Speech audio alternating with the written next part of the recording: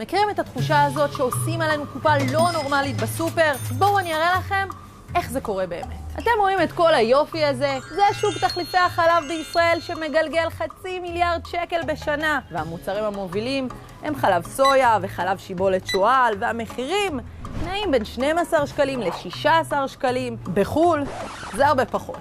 שימו לב מאחוריי, מקרר שלם שכולו תחליפי חלב. יש לכם כאן כל מיני חברות. המחירים כאן בלונדון הם בדרך כלל נעים בין פאונד 45, משהו כמו 7 שקלים, ל2 פאונד 25, שזה משהו כמו 10 שקלים. שיבולת שועל רק 95 סנט כאן בברלין. בחזרה אלינו, על שוק תחליפי החלב בישראל נפלה פצצה. רשת קרפור נכנסה לישראל לפני כמה חודשים והחלה למכור תחליפי חלב משלה. בכמה אתם שואלים? ב5 שקלים ו90 אגורות.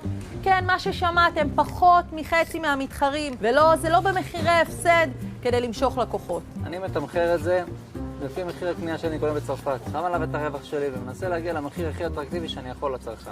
אפשר להרוויח ממחיר כזה בישראל? כשלנו מרוויחים. אתם קולטים, גם כשהמחיר הוא 6 שקלים הם עדיין מרוויחים. אז איך הגענו למצב הזה שהמונופולים מוכרים לנו בכפול? הנה ההסבר. השולטת בשוק תחליפי החלב היא תנובה, עם 60% מסך המחירות, כך שהיא יכולה להכתיב את המחירים. בניגוד לחלב רגיל שנתון לפיקוח, בשוק תחליפי החלב השמיים הם הגבול. אבל תנובה לא לבד. גם שטראוס רצתה נתח מהפרה החולבת של שוק תחליפי החלב והחלה לייצר באמצעות חברה ישראלית את המותג אלפו.